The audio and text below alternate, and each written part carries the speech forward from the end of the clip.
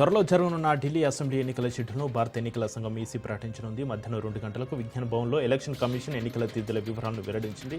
70 assembly స్థానాలున్న ఢిల్లీకి ఈ ఏడాది ఫిబ్రవరి 23తో గడువు ముగియబోతోంది. దీంతో ఇవాళ ఢిల్లీ అసెంబ్లీ ఎన్నికల షెడ్యూల్ను ఈసీ ప్రకటించింది. ఒకే విడతలో ఢిల్లీ అసెంబ్లీ ఎన్నికలు జరగనున్నాయని ఈసీ తెలిపింది. ఫిబ్రవరి 5న పోలింగ్ జరగనుంది. ఫిబ్రవరి 8న ఫలితాలు వెల్లడి కానున్నాయి. జనవరి 10న నోటిఫికేషన్ విడుదల కానుంది. నామినేషన్లు జనవరి 17 వరకు స్వీకరించనుంది. నామినేషన్ల ఉపసంహరణ గడువు జనవరి 20 వరకు ఉంది. బీఆర్ఎస్ కార్యనిర్వాహక అధ్యక్షుడు మాజీ మంత్రి కేటీఆర్కు హైకోర్టులో చుక్కెదురైంది. ఆయన దాఖలు చేసిన క్వాష్ పిటిషన్ను ఉన్నత న్యాయస్థానం కొట్టివేసింది. ఫార్ములా ఈ రేసు వ్యవహారంలో ఏసీబీ నమోదు చేసిన కేసును కొట్టివేయాలంటూ కేటీఆర్ పిటిషన్ దాఖలు చేశారు. గత నెల 31న ఇరువైపులా వాదనలు ముగించిన హైకోర్టు నేడు తీర్పు వెలువరించింది. కేటీఆర్ను అరెస్టు చేయకుండా గతంలో ఇచ్చిన మధ్యంతర ఉత్తర్వులను హైకోర్టు ఉపసంహరించింది. ఏసీబీ అరెస్టు చేయకుండా 10 రోజుల పాటు మధ్యంతర ఉత్తర్వులు పొడిగించాలన్న కేటీఆర్ విజ్ఞప్తిని తిరస్కరించింది. మరోవైపు తెలంగాణ ప్రభుత్వం సర్వోన్నత న్యాయస్థానంలో కేవియట్ పిటిషన్ దాఖలు చేసింది. ఫార్ములాను ఆశ్రయిస్తే తమ వాదనను కూడా వినాలని ముందస్తుగానే పిటిషన్ వేసింది. న్యాయ వ్యవస్థపై తనకు పూర్తి నమ్మకం ఉందన్నారు కేటీఆర్. తన విజయాన్ని ఈ అడ్డంకులు అడ్డుకోలేవని, తాటాకు చెప్పులకు తాను భయపడనన్నారు. సత్యం కోసం పోరాడుతూనే ఉంటానన్నారు కేటీఆర్. అంతిమ విజయం తనదే అన్నారు.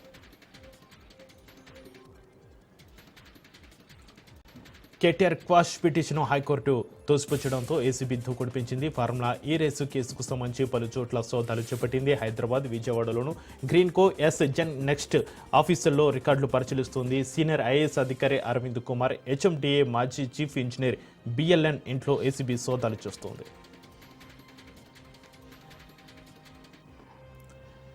మాజీ మంత్రి కేటీఆర్పై కాంగ్రెస్ ఎమ్మెల్సీ భల్మూరి వెంకట సంచలన కామెంట్స్ చేశారు. ఫార్ములా ఈ రేసు కేసుల అరెస్టు భయంతో కేటీఆర్ విదేశాలకు పారిపోయే అవకాశం ఉందన్నారు. వెంటనే ఆయన పాస్పోర్ట్ సీజ్ చేయాలని అన్నారు. కేటీఆర్ తప్పు చేయకపోతే ఆయనకు లీగల్ టీం ఎందుకని భల్మూరి వెంకట ప్రశ్నించారు. తప్పు చేయనప్పుడు విచారణకు ఎందుకు రావట్లేదన్నారు భల్మూరి. హెచ్ఎండిఏకు చెందిన 55 కోట్ల ప్రభుత్వ ఆస్తిని కేటీఆర్ దోచుకున్నారు. 55 కోట్లు బీఆర్ఎస్ నేతలకు చిన్నవి కావచ్చు, కానీ ప్రజల సొమ్ము దోచుకుంటే వదిలే ప్రసక్తే లేదని అన్నారు భల్మూరి వెంకట.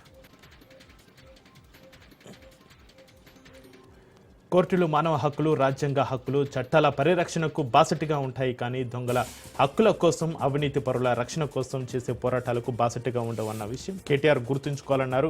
టీపీసీసీ ప్రధాన కార్యదర్శి అద్దంకి దయాకర్ ఫార్ములా ఈ రేసు కేసులో KTR quash petition high court dismiss చేయడాన్ని దయాకర్ స్వాగతించారు. అవినీతి జరిగిన చోట అసలు విచారణ వద్దని కేటీఆర్ కోర్టుకు వెళ్లడం, కోర్టు దాన్ని తిరస్కరించడం మంచి ప్రజాస్వామిక పరిణామం అన్నారు.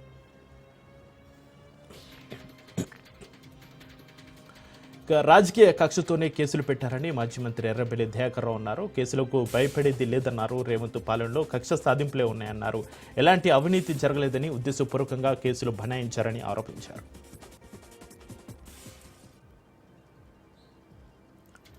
ఫార్ములా ఈ రేసు కేసులో మరో కీలక పరిణామం చోటు చేసుకుంది. కేటీఆర్కు మరోసారి ఈడీ నోటీసులు జారీ చేసింది. ఈ నెల 16న వ్యక్తిగతంగా విచారణకు హాజరు కావాలని నోటీసులో ఈడీ పేర్కొంది.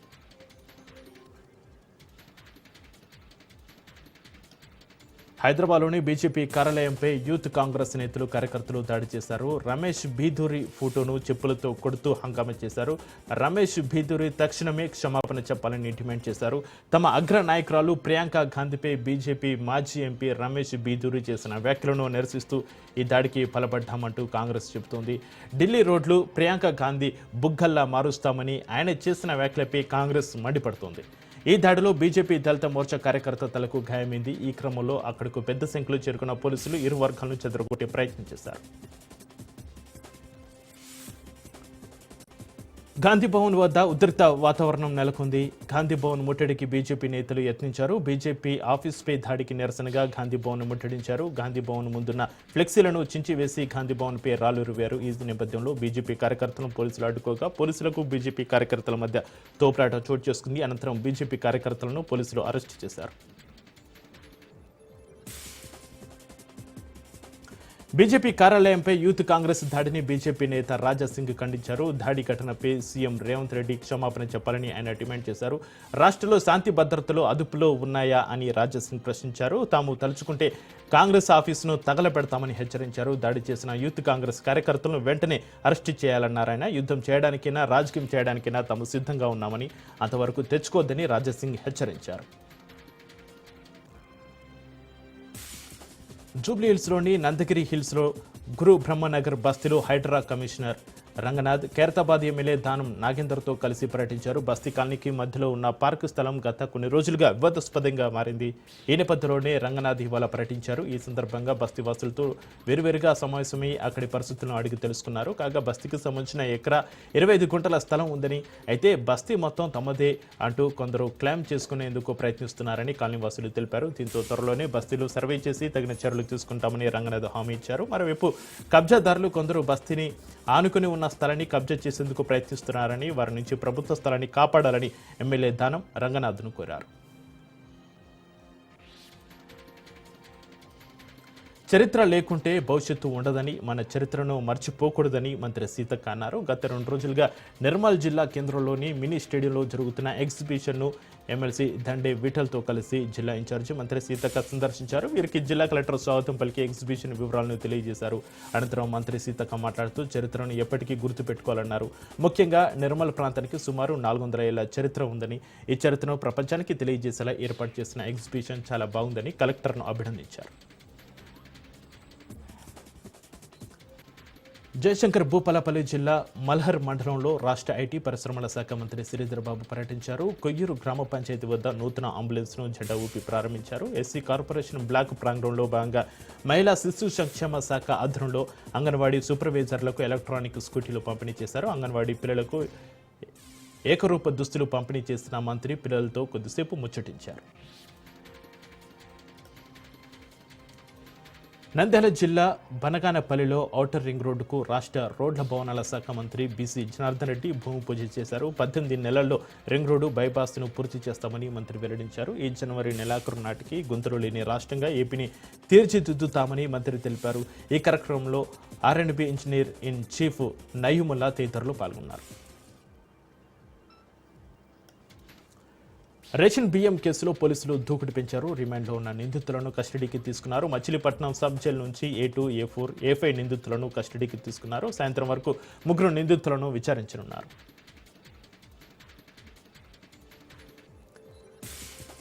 పేర్ని నాని ముందస్తు బెయిల్పై విచారణ వాయిదా పడింది. రేషన్ బియ్యం మాయం కేసుకు సంబంధించి మాజీ మంత్రి పేర్ని నాని హైకోర్టులో దాఖలు చేసిన ముందస్తు బెయిల్ పిటిషన్పై విచారణ జరగగా ఈ నెల 20వ తేదీకి వాయిదా వేస్తూ ధర్మాసనం తీర్పునిచ్చింది. అయితే అప్పటి వరకు ఎటువంటి చర్యలు తీసుకోవద్దని పోలీసులకు హైకోర్టు సూచించింది. ముందస్తు బెయిల్ పిటిషన్పై సోమవారం, మంగళవారాల్లో వాదనలు విన్న న్యాయమూర్తి తదుపరి వాదనలు వినేందుకు ఈ నెల 20కి వాయిదా వేసింది. పల్నాడు జిల్లా సత్తెనపల్లిలో ఈతకు వెళ్లి మృత్యువాత పడ్డ బాధితుల కుటుంబాలను ఎమ్మెల్యే కన్నా లక్ష్మీనారాయణ పరామర్శించారు. 9వ తరగతి చదువుతున్న 2 విద్యార్థులు అమరావతి బ్రాంచ్ కాలనీలో ఈతకు వెళ్లి మృత్యువాత పడడంతో మృతదేహాలను సత్తెనపల్లి ఏరియా వైద్యశాలకు తరలించారు. ఘటనపై ఎమ్మెల్యే అధికారులతో మాట్లాడి వివరాలు తెలుసుకున్నారు. ప్రభుత్వ పరంగా సాయం అందించేందుకు కృషి చేస్తామని హామీ ఇచ్చారు. అంతరాష్ట్ర దొంగను పోలీసులు కోర్టుకు తరలిస్తుండగా పోలీసుల కళ్ళు గప్పి కోర్టు ఆవరణంలో పరారైన ఘటన ఆధునిలో కలకలం రేపుతుంది. తెలంగాణ రాష్ట్రం రంగారెడ్డి జిల్లా సూరగాలి గ్రామానికి చెందిన మురళిపై 2 తెలుగు రాష్ట్రాల్లో దొంగతనాల కేసులు నమోదయ్యాయి. గత 2 రోజుల క్రితం ఎమ్మెగనూరు బైపాస్లో అబ్బిపాల డైరీలో 10,000 రూపాయల నగదు దొంగలించి సత్యప్ప ఇంట్లో చొరబడ్డాడు. సత్యప్ప దొంగను పోలీసులకు అప్పగించాడు. దొంగను కోర్టుకు తరలిస్తుండగా కోర్టు ఆవరణలో పోలీసుల కళ్ళు కప్పి కోర్టు గోడ దూకి పరారయ్యాడు. పోలీసులు ముమ్మరంగా గాలింపు చర్యలు చేపట్టారు. వర్గీకరణను వ్యతిరేకించే శక్తులపైనే తమ పోరాటమని ఎంఆర్పీఎస్ వ్యవస్థాపక అధ్యక్షుడు మందకృష్ణ మాదిగ స్పష్టం చేశారు. సోమజిగూడ ప్రెస్ క్లబ్లో ఎస్సీ వర్గీకరణకు మద్దతుగా బీసీ కళానేతలు, నిరుద్యోగ కళాకారులు నిర్వహించిన కార్యక్రమానికి ఆయన ముఖ్య అతిథిగా హాజరై మాట్లాడారు. వర్గీకరణకు బీసీ సామాజిక వర్గం అండగా నిలవడం తమకు ఎంతో శక్తిని ఇస్తుందన్నారు. ఎస్సీ వర్గీకరణ పోరాటం ఎవరికి వ్యతిరేకంగా సాగలేదని, కేవలం మాదిగ ఉపకులాలకు న్యాయం జరగాలనేది తమ లక్ష్యమన్నారు. తమ లక్ష్యాలను సాధించుకునేందుకు ఫిబ్రవరి 7న నిర్వహించే 1000 గొంతుకలు 1,00,000 డప్పులు కార్యక్రమాన్ని విజయవంతం చేయాలని పిలుపునిచ్చారు. ఖమ్మం, మధిర, నేలకొండపల్లి ఎక్సైజ్ పోలీస్ స్టేషన్ల పరిధిలో 91 కేసులో పట్టుబడిన 831 కేజీల గంజాయి, 11 గ్రాముల హెచ్ఎండిఏ డ్రగ్స్ను కాల్చివేశారు. తల్లడ మండలంలోని గోపాల్పేట ప్రభుత్వ ఆమోదిత ఏడబ్ల్యూఎం కన్సల్టింగ్ లిమిటెడ్లో కాల్చివేశారు. 2 కోట్ల విలువ చేసే గంజాయి డ్రగ్స్ను దహనం చేసినట్లు deputy commissioner G Janardhan Reddy, assistant commissioner G Ganesh, DCEO Nagender Reddy తెలిపారు. డ్రగ్స్ను కాల్చివేసిన అధికారులను excise enforcement director VB Kamalasan Reddy అభినందించారు. మంచిర్యాల జిల్లాలో సింగరేణి అధికారులు అత్యుత్సాహం ప్రదర్శించారు. బెల్లంపల్లి పట్టణంలోని హనుమాన్ బస్తీలో విద్యుత్ కనెక్షన్లను తొలగించారు. దీంతో స్థానికులు అధికారులను అడ్డుకున్నారు. ఎలాంటి సమాచారం ఇవ్వకుండా విద్యుత్ కనెక్షన్స్ తొలగించడంపై ఆగ్రహం వ్యక్తం చేశారు. సింగరేణి కంపెనీ క్వార్టర్స్ ఖాళీ స్థలాలను ప్రభుత్వానికి యాజమాన్యం సరెండర్ చేయడంతో కార్మికులు, కార్మికేతరుల ఇళ్లకు కనెక్షన్స్ తొలగిస్తున్నామని సింగరేణి సిబ్బంది తెలిపారు. కామారెడ్డి జిల్లాలోని వివిధ స్టేషన్లలో ఎన్డీపీఎస్ చట్టం ప్రకారం నమోదైన 71 కేసులో 7,98,70,250 రూపాయల విలువైన నిషేధిత మత్తు పదార్థాలను ధ్వంసం చేసినట్లు కామారెడ్డి జిల్లా ప్రొహిబిషన్ అండ్ ఎక్సైజ్ అధికారి హనుమంతరావు తెలిపారు. నిషేధిత మత్తు పదార్థాలైన గంజాయి, అల్పాజోలం, డైజోఫామ్ గంజాయి మొక్కలను జక్రాన్పల్లి మండలం పడకల్ గ్రామంలోని శ్రీ మెడికేర్ సర్వీసెస్ కెమికల్ ఫ్యాక్టరీలో ధ్వంసం చేసినట్లుగా తెలిపారు. ఈ నిషేధిత మత్తు పదార్థాల్లో 1,285 కేజీల ఎండు గంజాయి, 32 కేజీల అల్పజోలం, 72 కేజీల డైజోఫామ్, 114 గంజాయి మొక్కలు ఉన్నట్లుగా పోలీసులు పేర్కొన్నారు. పల్నాడు జిల్లా చిలకలూరిపేట పట్టణంలోని హన్మకొండవారిపాలెం సమీపంలో ఓగేరు వాగు ఒడ్డున ఏర్పాటు చేసిన డంపింగ్ యార్డుకు గుర్తు తెలియని వ్యక్తులు నిప్పు పెట్టారు. పెద్ద ఎత్తున మంటలు ఎగిసిపడడంతో మంటలను అదుపు చేయడానికి అగ్నిమాపక సిబ్బంది రంగులోకి దిగింది. రాత్రిపూట ఆ ప్రాంతంలో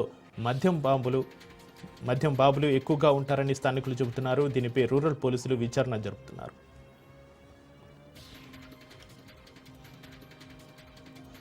నాగర్ కర్నూలు జిల్లా బల్మూర్ మండలం చెన్నారం గ్రామ సమీపంలోని నల్ల చెరువు నీటిని తూమ్ ద్వారా దిగువకు విడుదల చేశారు. అయితే చెరువు నీటిని వదలడం ద్వారా తమకు చేపలు దక్కకుండా పోతాయని మత్స్యకారులు ఆవేదన వ్యక్తం చేస్తున్నారు. ఈ విషయంపై ఎంఆర్ఓ, కలెక్టర్లకు ఫిర్యాదు చేసినా ఫలితం లేదని ఆయకట్టు రైతులు వాపోతున్నారు. ఇప్పటికైనా అధికారులు స్పందించకపోతే ఆందోళన చేపడతామని రైతులు హెచ్చరించారు.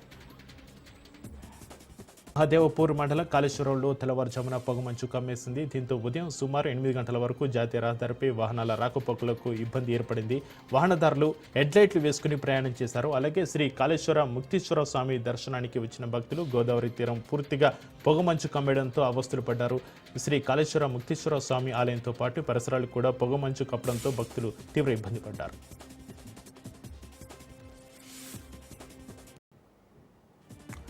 యాదగిరిగుట్ట పట్టణంలో బీఆర్ఎస్ నాయకులు నడి రోడ్డుపై ధర్నా నిర్వహించి వాహన రాకపోకలకు అంతరాయం కలిగించారు. పోలీసులు వచ్చి ధర్నాను అడ్డుకోవడంతో నేరుగా ఎంఆర్ఓ కార్యాలయం ముందు బైఠాయించి నిరసన వ్యక్తం చేశారు.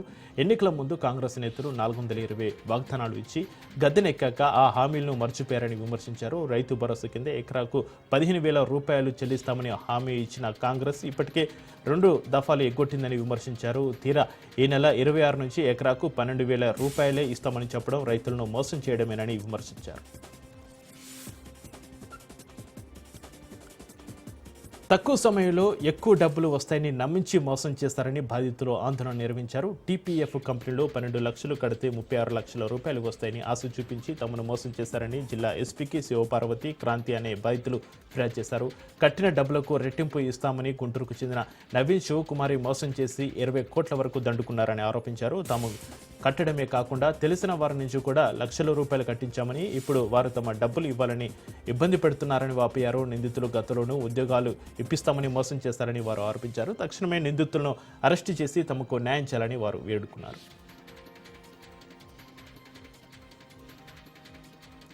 పెంచిన హమాలీల కూలీ రేట్ల జీవోను వెంటనే అమలు చేయాలని సిఐటియు జిల్లా నాయకులు ఇమ్రాన్ డిమాండ్ చేశారు. హమాలీల సివిల్ సప్లై రాష్ట్ర కమిషనర్ కుదుర్చుకున్న రేట్ల ఒప్పందం జీవోను వెంటనే విడుదల చేయాలని, బస్తాకు 26 రూపాయల నుంచి 29 రూపాయలకు పెరిగిన రేట్లను అమలు చేయాలని కోరారు. హమాలీలు స్లీపర్లకు 10 లక్షల ఆరోగ్య బీమా సౌకర్యం కల్పించాలని కోరారు. గత 6 రోజులుగా సమ్మె చేస్తున్న అధికారులు స్పందించడం లేదని వాపోయారు. రానున్న రోజుల్లో నిరవధిక సమ్మెకు దిగుతామని హెచ్చరించారు.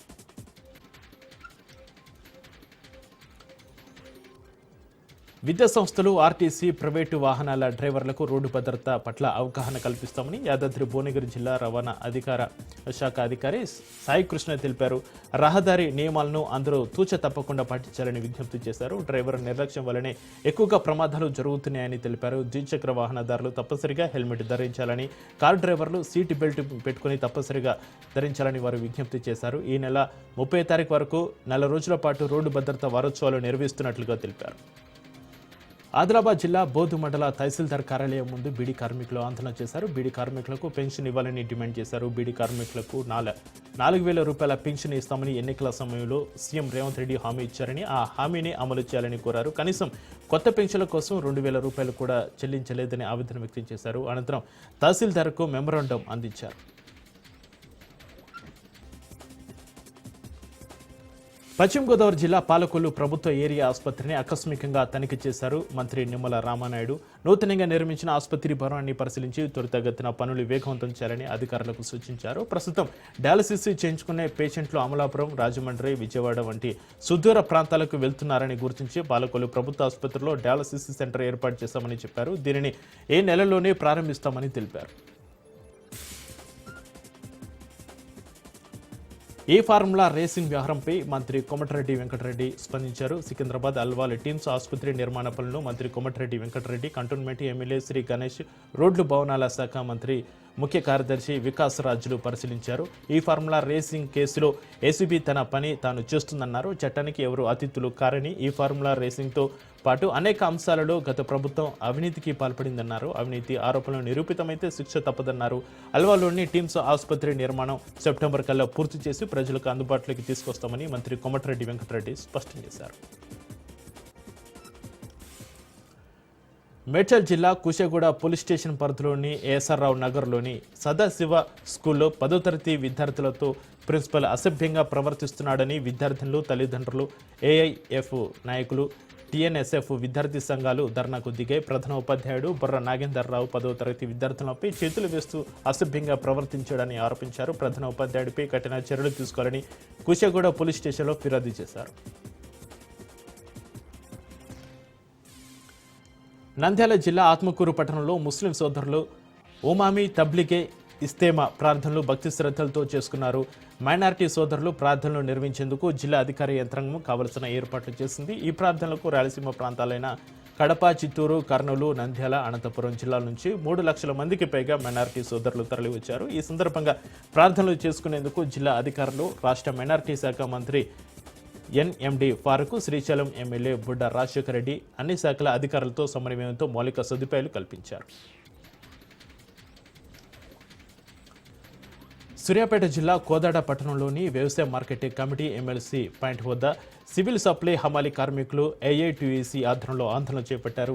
వారం రోజులుగా సమ్మె చేస్తుండటంతో ఇతర రాష్ట్రాల నుంచి కూలీలను తీసుకొచ్చి లారీల్లోకి లోడింగ్కు ప్రయత్నించగా హమాలీలు వారిని అడ్డుకున్నారు. దీంతో కొద్దిసేపు ఉద్రిక్త పరిస్థితి వాతావరణం నెలకొంది. సంఘటన స్థలానికి చేరుకున్న పోలీసులు సివిల్ సప్లై హమాలీలను కోదాడ పట్టణ పోలీస్ స్టేషన్కు తరలించారు. ఈ సందర్భంగా హమాలీలు మాట్లాడుతూ కాంగ్రెస్ ప్రభుత్వం హమాలీ కూలీలను చిన్న చూపు చూస్తుందని ఆవేదన వ్యక్తం చేశారు. గత ప్రభుత్వాలు ఏ విధంగా హమాలీ రేట్లను ఇచ్చారో ఆ విధానాన్ని కాంగ్రెస్ ప్రభుత్వం కూడా కొనసాగించాలని వారు డిమాండ్ చేశారు.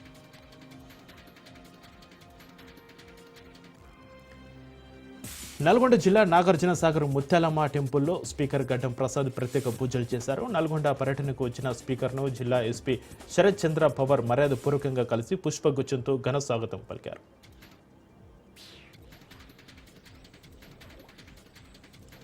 గేమ్ చేంజర్ ప్రీ రిలీజ్ ఈవెంట్కు వెళ్లి వస్తూ ఇద్దరు మృతి చెందిన ఘటనపై జనసేన నేతలు స్పందించారు. పవన్ కళ్యాణ్పై కేసు పెట్టాలని వైసీపీ నాయకులు పేర్కొనడాన్ని జనసేన నాయకుడు కిరణ్ రాయల్ తప్పుపట్టారు. జాగ్రత్తగా వెళ్లాలని పవన్ కళ్యాణ్ పదే పదే చెప్పారని, రోడ్లు బాగలేని కారణంగానే ప్రమాదం జరిగిందని చెప్పారు. పవన్ కళ్యాణ్ పనితీరును చూసి ఓర్వలేకే వైసీపీ నాయకులు శవరాజకీయాలు చేస్తున్నారని విమర్శించారు. వైసీపీ నాయకులు వాస్తవాలు గ్రహించక తప్పుడు ఆరోపణలు చేస్తే సహించేది లేదని వారు హెచ్చరించారు. ఆలయంలో శాస్త్రోత్తంగా కోయిల్ అల్వా తిరుమంజనం కార్యక్రమాన్ని నిర్వహించింది టీటీడీ. వైకుంఠ ఏకాదశి సందర్భంగా సుగంధ పరిమళ ద్రవ్యాలతో ఆలయాన్ని శుద్ధి చేశారు. తిరుమంజనం కార్యక్రమంలో టీటీడీ చైర్మన్ ఈవో, అదనపు ఈవో పాల్గొన్నారు. వైకుంఠ ఏకాదశి, ద్వాదశి పర్వదినాలను పురస్కరించుకుని భక్తులు భారీగా వస్తారనే అంచనాలతో అధికారులు ఏర్పాట్లు ముమ్మరం చేశారు.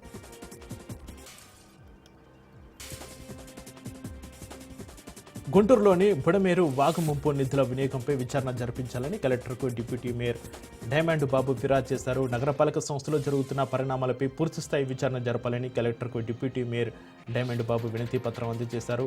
ఐఏఎస్ హోదాలో ఉన్న నగర కమిషనర్ వ్యవహరిస్తున్న తీరు ప్రజా ప్రయోజనాలకు తూట్లు పడిచే విధంగా ఉందని డిప్యూటీ మేయర్ డైమండ్ బాబు విమర్శించారు. ఎమ్మెల్యేలకు స్థానిక ప్రజాప్రతినిధులకు సమాచారం ఇవ్వకుండా 9 కోట్లకు పైగా నిధులు విడుదల చేశారని కలెక్టర్కు ఫిర్యాదు చేశారు.